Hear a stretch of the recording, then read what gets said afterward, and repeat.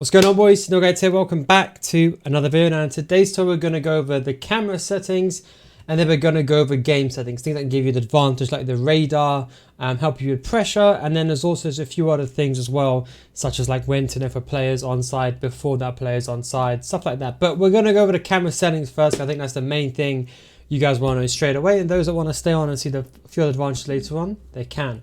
Okay, now camera angles. Now this is something that I always want to mention. Now, thankfully now they've actually given some sort of infographic where we can see somewhat what cameras look like, although that's not really true. What I would say is telebroadcast is kind of the known thing which pro players use. I would advise against it. There's one reason why, is that if I show you this distance over there, see the distance between these two fingers, and then I go like this, it's hard for you to know how much distance is between these two fingers when you're looking at it from a different angle. It's the same thing with a camera angle. Camera angles like telebroadcast, the camera, it pans. The camera stays in the middle and it pans to the left and to the right. The problem with that is that it's hard to see the difference between the two players. If you understand the game already, it's completely fine. That is why no matter what game style I'm playing, I still use co-op, because co-op gives you the most information. You can see everything on the pitch. You can see where your right back is. You can see if your opponent's got a camera on stay forward. You can see all that information which you can't see on telebroadcast. So that is why I would be against telebroadcast. You can use tele, but I think you'd use co-op. Now, the way that I would recommend doing it is go to co-op, and then camera settings, use it custom. Then I would say zoom in all the way.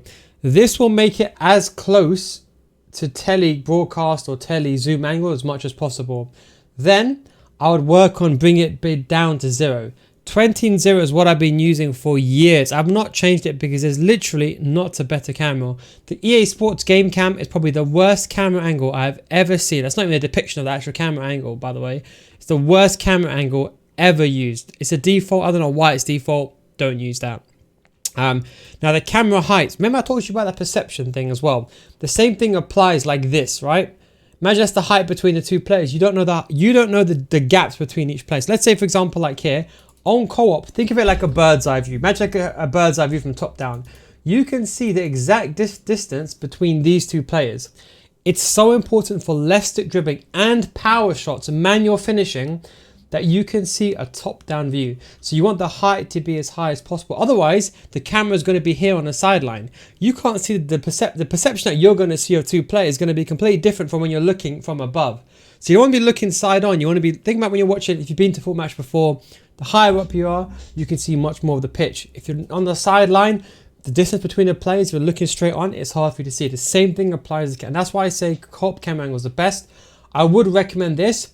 If you have a larger TV, you can zoom in to about 10, or you can go 20, but make sure the height's on 20 and the camera angle's on zoom.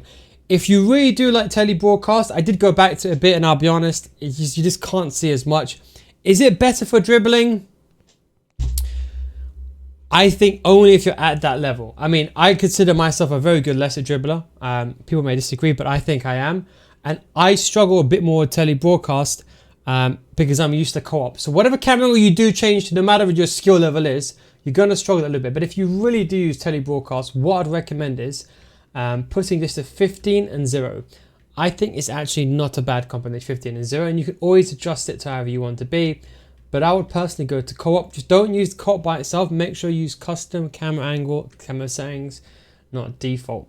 And the rest is fine. And this is just the pro. And then this one, the power shot zoom, just turn this one off because you don't want the game to zoom in every single time. It's a power shot. Yes, it's handy to know if your opponent's doing one, but people can just spam it as well, and it can be a bit annoying. The most important thing with visual, online indicator off, because if you're versing someone called, I don't know, Neil Guides, do you want to see that player's name above the head? No, you don't. You want to see, is it Neymar on the ball? Is it Mbappe? So I use indicator player name. That way, if Mbappe's got the ball, I know he's right-footed, he's got a weak left foot, and I can push him on that. Because sometimes when you're not paying attention, like I'll give you an example. I got Rabiot and Griezmann on my team. They both got the same hairstyle. I know Rabiot is much taller, but sometimes I get confused between them. So that's why I recommend the player name. The player indicator size, look, it's kind of like a quality of life thing, especially if you have bad eyesight. I think large helps quite a lot, especially if you struggle to see the second defender player indicator.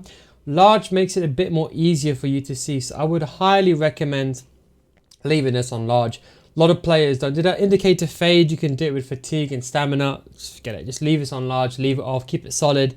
Very easy to see what player you want to select and also what the next best player switching is. Psychologically helps with player switching. That's what I'd say there. Then we go to the radar. I use 2D, white and red. The reason why is because white is normally, so this is more of like a psychological thing as well. I play with a white and black kit. So naturally, I always use a white kit. One, it's just easier to see and you avoid kit clashes. I use the Real Madrid white kit and I use the Arsenal away, the black kit, which I'm trying to buy. If any of you know where I can buy the Arsenal kit, by the way, let me know because I can't get that kit anywhere. Sold out Adidas, sold out Arsenal. But anyway, yeah, so I use white for my color. And that's the kit that I'm choosing. An opponent, I use red.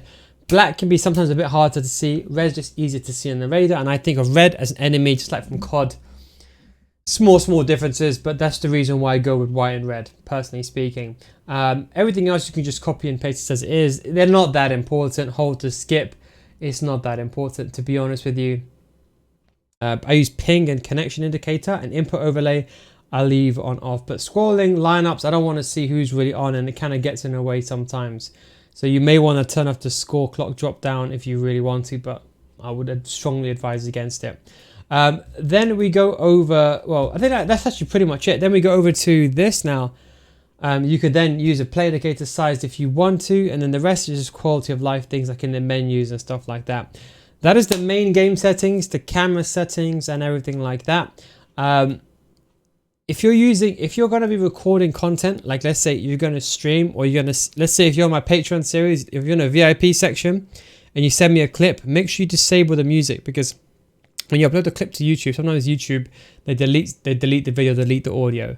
So just leave this on, and that way when you're recording, you won't hear any music. And that's just if you're recording, by the way. And then that is pretty much it. I don't think there's really anything else. The one thing I was going to say over here is training center. Now, I don't leave this on at all. Like, I don't think there's any reason to leave it on. But there is a benefit of the training center, and that is with the camera visual settings. So I believe I can't check it here. I think I have to go back here to the main menu. You got to go to customize controls, and I believe I can only do it in game. But don't ask about the controls. They always change all the time. It's a nightmare. I believe I can't do it here, but basically inside the game there's a let me just double check, but basically inside the game there's a function where you can basically turn on the trainer and you can activate only certain things. I'll just double check now actually. I think it's over here. Well, let me just double check where it is. I think it's 1 second. I think it's FIFA Trainer. I honestly don't know how to get to it on the radar, but sorry, on the main menu. But yeah, just go into the game, go to the visual settings, pause, go to visual trainer on, turn everything off, but turn the offside function on. I don't think I can actually access it from this menu. But anyway, I hope you enjoyed this video. Just a quick update on the camera settings, and for those that are wondering. And of course the video settings. Thanks for watching. Don't forget, when you get better people, come to my Patreon. So it's patreon.com/nil, guys. Don't get it after 1 month. I'll refund your money. Link is down below in the description. Thanks for watching. Take it easy and catch you next time. Peace.